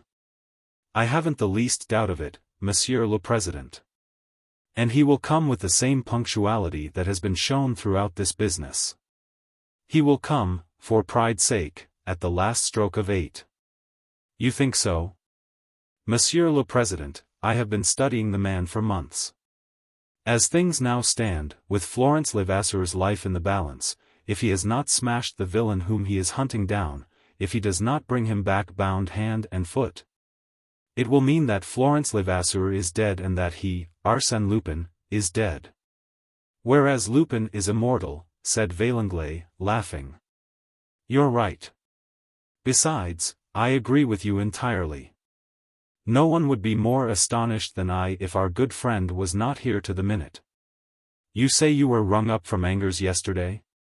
"Yes, Monsieur le Président. My men had just seen Don Luis Pereira. He had gone in front of them, in an aeroplane. After that, they telephoned to me again from Le Mans, where they had been searching a deserted coach house. You may be sure that the search had already been made by Lupin, and that we shall know the results. Listen, 8 o'clock. At the same moment they heard the throbbing of a motor car. It stopped outside the house, and the bell rang almost immediately after. Orders had been given beforehand. The door opened and Don Luis Pereira was shown in. To Vaillanglais and the prefect of police his arrival was certainly not unexpected, for they had just been saying that they would have been surprised if he had not come. Nevertheless, their attitude showed that astonishment which we all experience in the face of events that seem to pass the bounds of human possibility. "Well," cried the Prime Minister eagerly. "It's done, Monsieur le Président. Have you collared the scoundrel?" "Yes." "By Jove," said Vaillanglais. "You're a fine fellow." And he went on to ask, "An ogre, of course? An evil, undaunted brute?" "No, Monsieur le Président, a cripple, a degenerate, responsible for his actions, certainly, but a man in whom the doctors will find every form of wasting illness, disease of the spinal cord, tuberculosis, and all the rest of it." "And is that the man whom Florence Levasseur loved?" "Monsieur le Président." Don Luis violently protested. "Florence never loved that wretch. She felt sorry for him, as anyone would for a fellow creature doomed to an early death. And it was out of pity that she allowed him to hope that she might marry him later, at some time in the vague future." "Are you sure of that?" "Yes, Monsieur le Président, of that and of a good deal more besides, for I have the proofs in my hands. Without further preamble," he continued, "Monsieur le Président, now that the man is caught, it will be easy for the police to find out every detail of his life. But meanwhile I can sum up that monstrous life for you, looking only at the criminal side of it, and passing briefly over 3 murders which have nothing to do with the story of the Mornington case.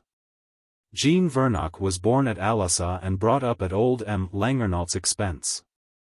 He got to know the de Desislemer couple, robbed them of their money and, before they had time to lodge a complaint against the unknown thief, took them to a barn in the village of Dominic, where, in their despair, stupefied and besotted with drugs, they hanged themselves.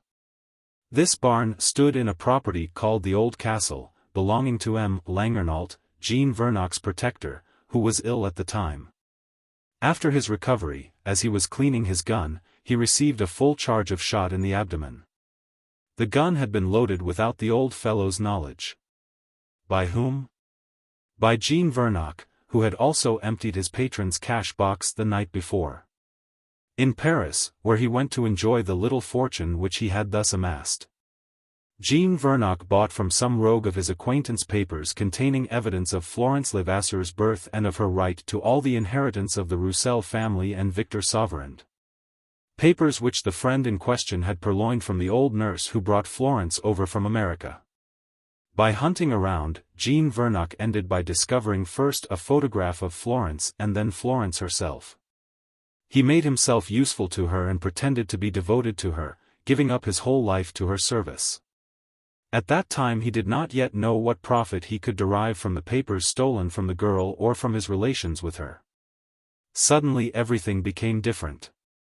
An indiscreet word let fall by a solicitor's clerk told him of a will in Maître Lepertuis's drawer which would be interesting to look at. He obtained a sight of it by bribing the clerk, who has since disappeared, with a 1,000-franc note. The will, as it happened, was Cosmo Mornington's. And in it Cosmo Mornington bequeathed his immense wealth to the heirs of the Roussel sisters and of Victor Sauverand. Jean Vernock saw his chance. 100 million francs. To get hold of that sum, to obtain riches, luxury, power, and the means of buying health and strength from the world's great healers.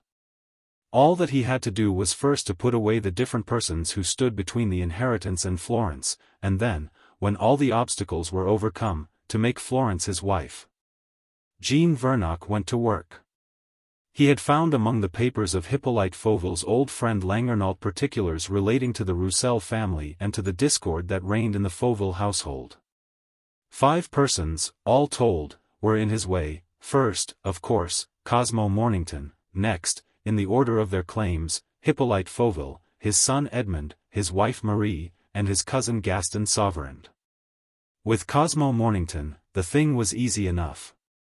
Introducing himself to the American as a doctor, Jean Vernock put poison into one of the phials which Mornington used for his hypodermic injections. But in the case of Hippolyte Fauvel, whose goodwill he had secured through his acquaintance with old Langernault, and over whose mind he soon obtained an extraordinary influence, he had a greater difficulty to contend with. Knowing on the one hand that the engineer hated his wife and on the other that he was stricken with a fatal disease, he took occasion, after the consultation with the specialist in London, to suggest to Fauvel's terrified brain the incredible plan of suicide of which you were subsequently able to trace the Machiavellian execution. In this way, and with a single effort, anonymously, so to speak, and without appearing in the business, without Fauvel's even suspecting the action brought to bear upon him, Jean Vernock procured the deaths of Fauvel and his son, and got rid of Marie and Sauverand by the devilish expedient of causing the charge of murder, of which no one could accuse him, to fall upon them. The plan succeeded. There was only one hitch at the present time: the intervention of Inspector Verret. Inspector Verret died. And there was only one danger in the future: the intervention of myself, Don Luis Perenna, whose conduct Vernock was bound to foresee, as I was the residuary legatee by the terms of Cosmo Mornington's will. This danger Vernock tried to avert first by giving me the house on the Place du Palais Bourbon to live in and Florence Levasseur as a secretary, and next by making 4 attempts to have me assassinated by Gaston Sauverand. He therefore held all the threads of the tragedy in his hands, able to come and go as he pleased in my house, enforcing himself upon Florence and later upon Gaston Sauverand by the strength of his will and the cunning of his character. He was within sight of the goal. When my efforts succeeded in proving the innocence of Marie Fauvel and Gaston Sauverand, he did not hesitate. Marie Fauvel died, Gaston Sauverand died. So everything was going well for him. The police pursued me. The police pursued Florence. No one suspected him.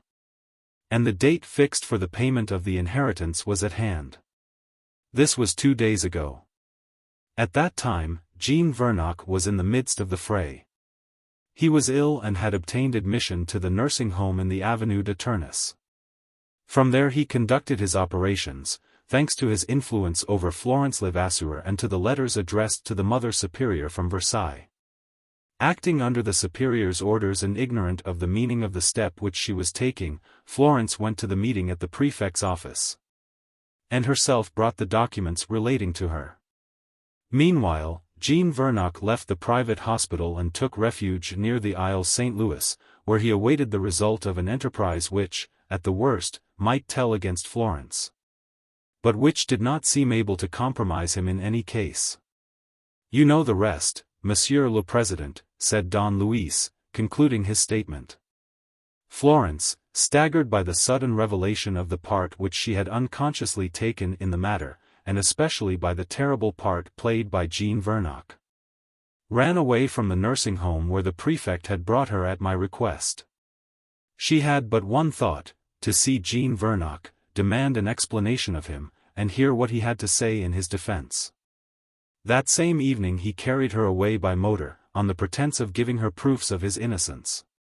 That is all, Monsieur le Président. Vaillanglais had listened with growing interest to this gruesome story of the most malevolent genius conceivable to the mind of man.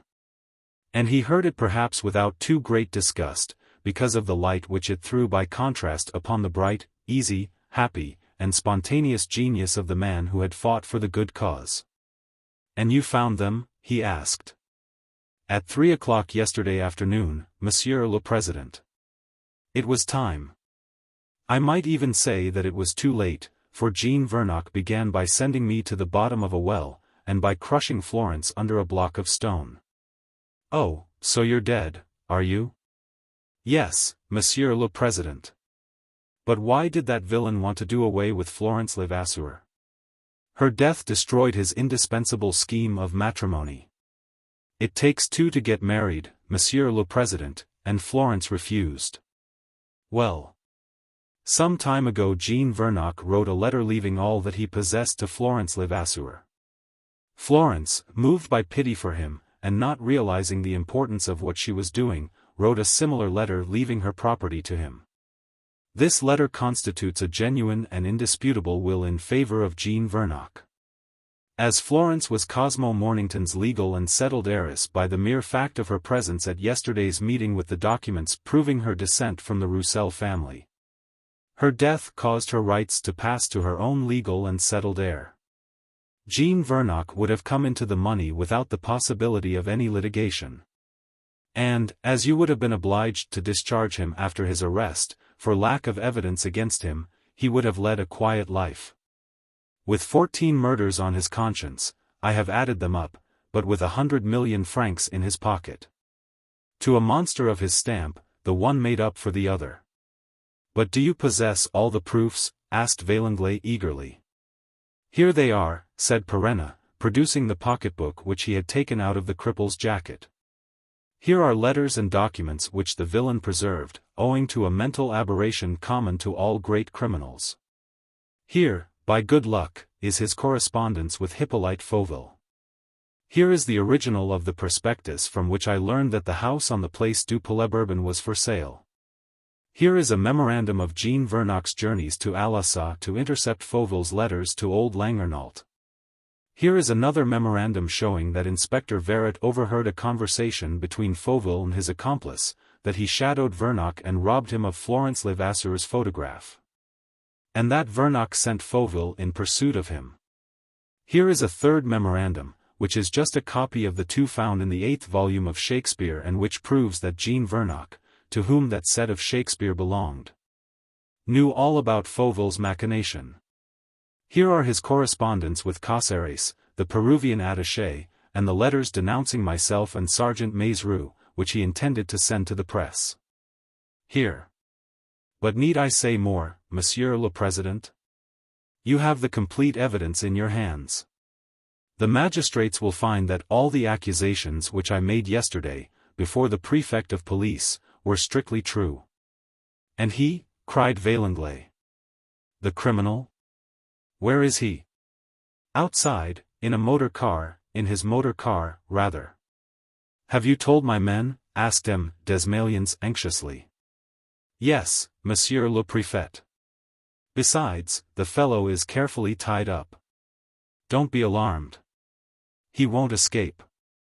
"Well, you've foreseen every contingency," said Vaillanglais, "and the business seems to me to be finished. But there's one problem that remains unexplained, the one perhaps that interested the public most. I mean the marks of the teeth in the apple, the teeth of the tiger, as they have been called, which were certainly Madame Fauville's teeth, innocent though she was. Monsieur le Préfet declares that you have solved this problem." Yes, Monsieur le Président, and Jean Vernoc's papers prove that I was right. Besides, the problem is quite simple. The apple was marked with Madame Fauville's teeth, but Madame Fauville never bit the apple. Come, come. Monsieur le Président, Hippolyte Fauville very nearly said as much when he mentioned this mystery in his posthumous confession. Hippolyte Fauville was a madman. Yes, but a lucid madman and capable of reasoning with the most appalling logic. Some years ago, at Palermo, Madame Fauville had a very bad fall, hitting her mouth against the marble top of a table, with the result that a number of her teeth, in both the upper and the lower jaw, were loosened. To repair the damage and to make the gold plate intended to strengthen the teeth, a plate which Madame Fauville wore for several months, the dentist, as usual, took an impression of her mouth. M. Fauville happened to have kept the mold, and he used it to print the marks of his wife's teeth in the cake of chocolate shortly before his death and in the apple on the night of his death. When this was done, he put the mold with the other things which the explosion was meant to, and did, destroy. Don Luis's explanation was followed by a silence. The thing was so simple that the Prime Minister was quite astonished. The whole tragedy, the whole charge. Everything that had caused Marie's despair and the death of Gaston Sauverand, all this rested on an infinitely small detail which had occurred to none of the millions and millions of people who had interested themselves so enthusiastically in the mystery of the teeth of the tiger. The teeth of the tiger. Everybody had clung stubbornly to an apparently invincible argument. As the marks on the apple and the print of Madame Fauville's teeth were identical, and as no two persons in the world were able, in theory or practice, to produce the same print with their teeth, Madame Fauville must needs be guilty. Nay, more, the argument seemed so absolute that, from the day on which Madame Fauville's innocence became known, the problem had remained unsolved. While no one seemed capable of conceiving the one paltry idea, that it was possible to obtain the print of a tooth in another way than by a live bite of that same tooth. It's like the egg of Columbus, said Vaillanglais, laughing. It had to be thought of. You are right, Monsieur le Président. People don't think of those things. Here is another instance. May I remind you that during the period when Arsène Lupin was known at the same time as M. Lenormand and as Prince Paul Sernin, no one noticed that the name Paul Sernin was merely an anagram of Arsène Lupin? Well, it's just the same today. Luis Perenna also is an anagram of Arsène Lupin. The two names are composed of the same 11 letters, neither more nor less. And yet, although it was the second time, nobody thought of making that little comparison. The egg of Columbus again. It had to be thought of. Vaillanglais was a little surprised at the revelation. It seemed as if that devil of a man had sworn to puzzle him up to the last moment and to bewilder him by the most unexpected sensational news.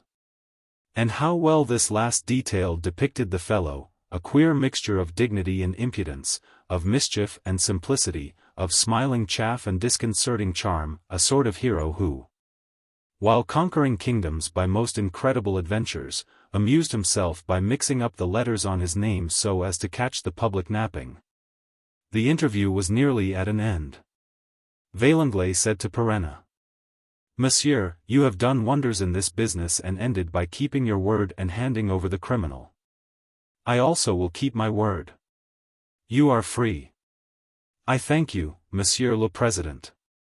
But what about Sergeant Maizerou? He will be released this morning. Monsieur le Préfet de Police has arranged matters so that the public do not know of the arrest of either of you. You are Don Luis Perenna. There is no reason why you should not remain Don Luis Perenna. And Florence Levasseur, Monsieur le Président? Let her go before the examining magistrate of her own accord. He is bound to discharge her.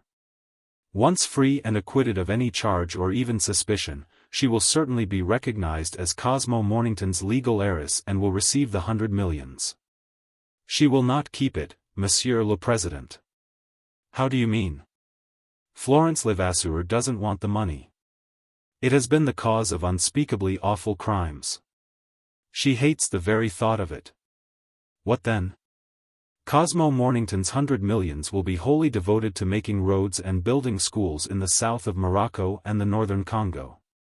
In the Mauritanian Empire which you are giving us, said Vaillanglais, laughing. By Jove, it's a fine work and I second it with all my heart. An empire and an imperial budget to keep it up with. Upon my word, Don Luis has behaved well to his country, and has handsomely paid the debts of Arsène Lupin. A month later Don Luis Perenna and Maizerou embarked in the yacht which had brought Don Luis to France. Florence was with them. Before sailing they heard of the death of Jean Vernock, who had managed to poison himself in spite of all the precautions taken to prevent him. On his arrival in Africa, Don Luis Perenna, Sultan of Mauritania, found his old associates and accredited Maizerou to them and to his grand dignitaries.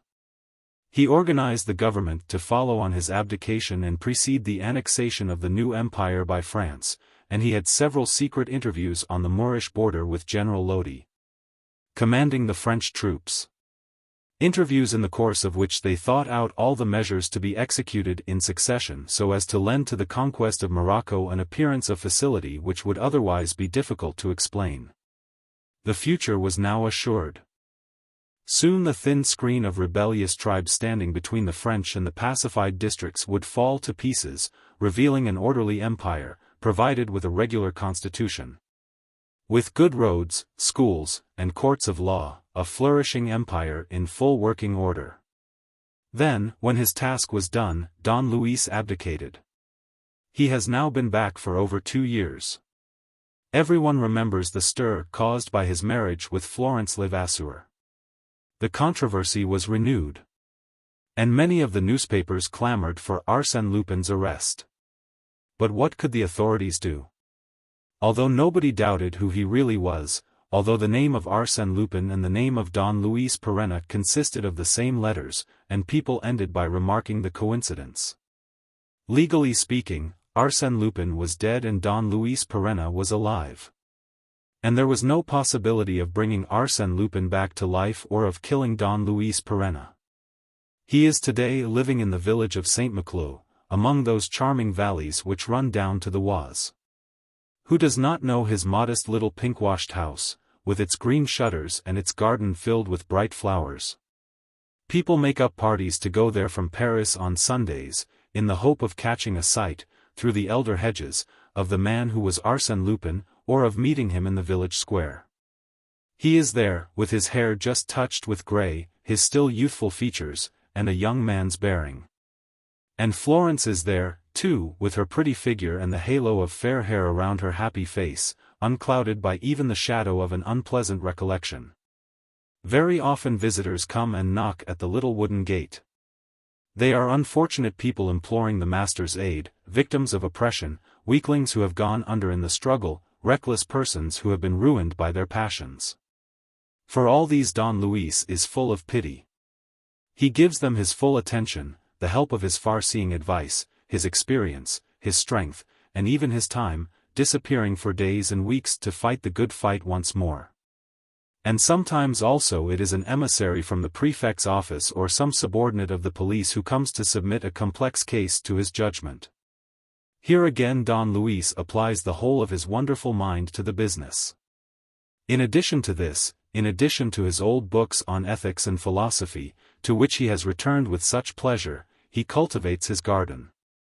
He dotes on his flowers. He is proud of them. He takes prizes at the shows, and the success is still remembered of the treble carnation, streaked red and yellow, which he exhibited as the Arsène carnation. But he works hardest at certain large flowers that blossom in summer. During July and the first half of August they fill 2/3 of his lawn and all the borders of his kitchen garden.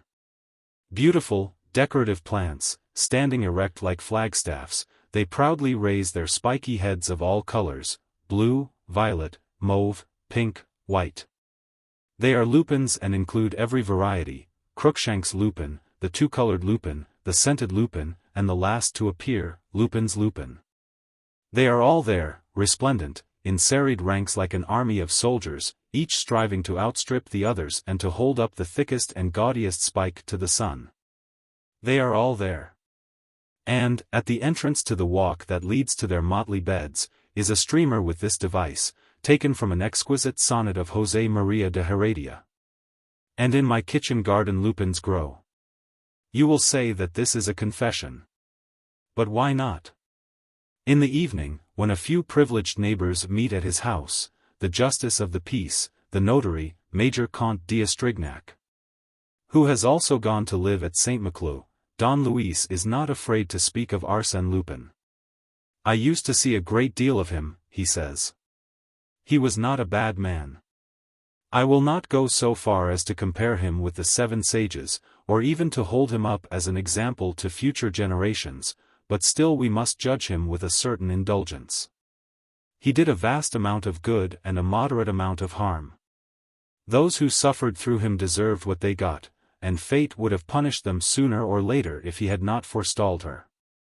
Between a Lupin who selected his victims among the ruck of wicked rich men and some big company promoter who deliberately ruins numbers of poor people, would you hesitate for a moment? Does not Lupin come out best? And, on the other hand, what a host of good actions! What countless proofs of disinterested generosity! A burglar? I admit it. A swindler? I don't deny it. He was all that. But he was something more than that. And, while he amused the gallery with his skill and ingenuity, he roused the general enthusiasm in other ways. People laughed at his practical jokes, but they loved his pluck, his courage, his adventurous spirit, his contempt for danger, his shrewd insight, his unfailing good humor. His reckless energy, all qualities that stood out at a period when the most active virtues of our race had reached their zenith, the period of the motor car and the aeroplane. One day, he said, as a joke, I should like my epitaph to read, "Here lies Arsène Lupin, adventurer." That was quite correct. He was a master of adventure. And, if the spirit of adventure led him too often to put his hand in other people's pockets, it also led him to battlefields where it gives those who are worthy opportunity to fight and win titles of distinction which are not within reach of all. It was there that he gained his. It is there that you should see him at work, spending his strength braving death, and defying destiny. And it is because of this that you must forgive him, even if he did sometimes get the better of a commissary of police or steal the watch of an examining magistrate. Let us show some indulgence to our professors of energy. And, nodding his head, Don Luis concludes. Then, you see, he had another virtue which is not to be despised. It is a virtue for which we should be grateful to him in these gray days of ours: he knew how to smile.